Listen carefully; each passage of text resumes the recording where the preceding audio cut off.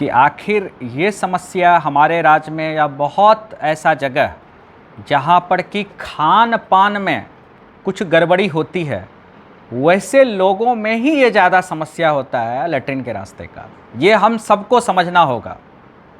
Alright. और जब तक आप अपने जीवन शैली में परिवर्तन नहीं लाइएगा, तब तक हम डॉक्टर आपके समस्या को नहीं ठीक कर सकते।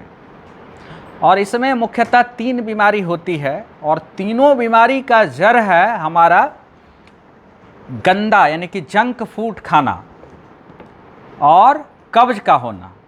और कब्ज जो होने की बात है वो आप दूसरे से कंपैरिजन मत कीजिए कि वो 2 रोटी खाता है और मैं भी तो 2 ही रोटी खाता हूँ, वो पानी 3 लीटर पीता है, आप भी 3 लीटर पानी पीते हो।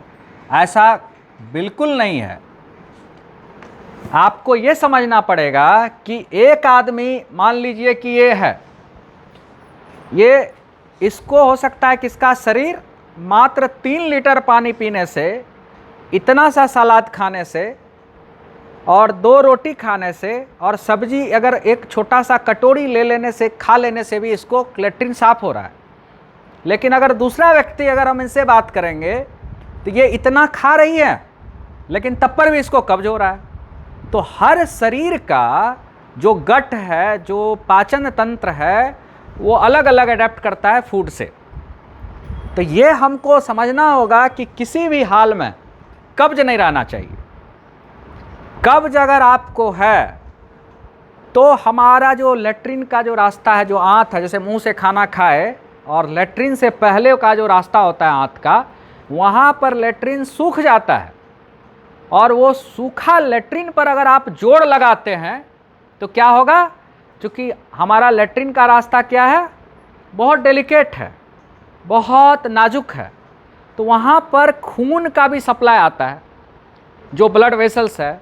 और अगर आप जोड़ लगाएंगे लेटरिन में और वो पत्थर बन गया, आपका लेटरिन सूख गया, नॉर्मल उसका कंसिस्टेंसी नहीं है, तो वो क्या करता है, वहाँ पर फट जाता है, तो ब्लीड करता है। और अगर हमारे म्यूकोसा जो है एनल कैनाल का, उस पर अगर पत्थर रगड़ते हुए अगर आएगा, ऐसे समझिए, तो वहाँ पर क्या होता है, फिसर हो जाता है, तो उसको बोलते हैं फिसर इन एनो।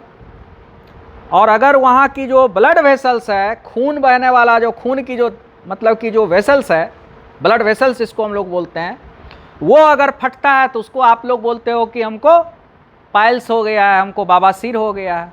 इंग्लिश में उसको हम लोग हेमरॉइड्स बोलते हैं। ऑलराइट। और तीसरा मुख्य समस्या है फिस्टुला इन एनो। नहीं, फिस्टुला क्या होता है कि हमारे लेटरिन के रास्ते के अगल बगल में ग्लैंड होता है, क्रिप्टोग्लैंडुलर ग्लैंड। और ये चूंकि 2 जगह सबसे ज़्यादा गंदगी और इन्फेक्शन होता है, हमारे ओरल कैविटी मुंह में और लेटरिन के रास्ते में। सुबह में आप उठते होंगे बिना ब्रश किए हुए, मुंह में ऐसे करके कीजिए हाँ, और उसको स्मेल कीजिए, बहुत गंदा आता है। क्यों? ये एनेरोब्स जो है एक मतलब कि ग्रुप है बैक्टीरिया का, तो वो सबसे ज़्यादा हमारे मुंह और लेटरिन के रास्ते में होता है। तो कहने का मतलब वो ग्लैंड जो वहाँ पर फटा तो वो इन्फेक्शन हो जाता है, और वो घाव जल्दी नहीं भरता है, क्योंकि बार बार आपका मल आ रहा है, स्टूल आ रहा है, लेटरिन आ रहा है, तो वो घाव धीरे धीरे धीरे धीरे, देखिए ये रास्ता है लेटरिन का, और ये यहाँ पर बर्स्ट करता है और बाहर के तरफ बर्स्ट करता है, तो क्या बन जाता है, सुराग बन जाता है। और उस सुराग को क्या बोलते हैं हम लोग, फिस्टुला इन एनो। क्या बोलते हैं, फिस्टुला इन एनो। और हर समस्या, जितना भी 3 बात बताया आपको, फिकोलित जो कि हार्ड स्टूल बना उसको फिकोलित बोलते हैं, अगर खून की धमनी फटी पाइल्स बोलते हैं, लेटरिन का रास्ता में क्रैक हो गया तो फिसर बोलते हैं, और अगर ये बाहर और अंदर के तरफ बर्स्ट कर करके एक सुराग बना दिया तो उसको फिस्टुला इन एनो कहते हैं। समझ गए? तीनों का जड़ जो है, दुश्मन जो है, वो क्या है, कब्ज कब्ज कब्ज। और कब्ज ठीक करने का क्या तरीका है, हमारा अच्छा जीवन शैली। और अच्छा जीवन शैली के लिए हम सब लोगों से गुजारिश करेंगे कि आप लोग पानी जितना अधिक से अधिक हो सके, और मिनिमम 5 लीटर पानी पीनी है प्रत्येक दिन एज ए दवाई। दूसरा बात क्या करेंगे, हरी सब्जी और सैलेड सलाद जो होता है, खीरा, टमाटर, गाजर, मूली काट करके, वो ज़्यादा मात्रा में खाएं। तीसरा चीज़ क्या होता है, अंकुरा हुआ चना, फुलाया हुआ मूंग रात को डाल के सुबह में ज़्यादा मात्रा में खाइए। और फल खाइए। और कुछ चीज़ नहीं खाना है वो ज़्यादा महत्वपूर्ण है, जैसे कि चाय, कॉफ़ी, मसाले वाले सब्जी, गोलगप्पा, चाउमीन, पिज्ज़ा, जो भी चीज़ आपको लग रहा है कि फास्ट फूड जैसा चीज़ है, जिसको हम खराब खाना बोलते हैं, बाज़ार से ख़रीद के खाते हैं, ऐसा खाना का सेवन ऐसे मरीजों को नहीं करना चाहिए। ओके। और तीसरा जो महत्वपूर्ण चीज़ है वो है कि आप सब लोग एक प्लास्टिक का टब, इस तरह का बहुत सस्ता में मिलेगा, प्लास्टिक का टब खरीद लें और उसमें गर्म पानी करें। और गर्म पानी इतना ही करें जितना आप टॉलरेट करें, ऐसा नहीं कि बहुत ज़्यादा गर्म हो। और सुबह शाम प्रिफरेबली लेट्रिन करने के बाद छिटकली लगा लें वॉशरूम में और उसमें आपको बैठ जाना है 2-3 मिनट के लिए कम से कम। ये कितना फ़ायदेमंद है ये आप समझ नहीं सकते, आप करके देखिए। इस लेट्रिन के रास्ते की जितनी पैथोलॉजिकल प्रॉब्लम है, आपका फिस्टुला है या पाइल्स है या फिशर है, सारे चीज़ में बहुत फ़ायदेमंद है। वहाँ का इन्फ्लेमेशन कम हो जाएगा, दर्द कम हो जाएगा, सूजन कम हो जाएगा। तो ये काम आपको प्रत्येक दिन करना है जिन लोगों को ये समस्या है। चौथा क्या करेंगे कि कब्ज अगर आपको खान पान और व्यायाम, एक्सरसाइज करने के बावजूद भी अगर कब्ज अगर है आपको, तो इसबगोल की भुस्सी आती है, वो रात में पानी के साथ या दूध के साथ आप सेवन शुरू करें। और इसके बाद भी अगर लगे कि नहीं आपको जोड़ लगाना पड़ता है, कब्ज का सीधा पहचान है कि आपको टाइम पे टॉयलेट हो जाना चाहिए, स्टूल पास कर देना चाहिए और जोड़ नहीं लगाना चाहिए, कुथना जिसको बोलते हैं। अगर आप कुथ रहे हैं लेट्रिन में, जोड़ लगा रहे हैं, तो वहाँ का जो ग्लैंड है वो फटता है और खून की जो ब्लड वेसल्स है वो भी फटता है।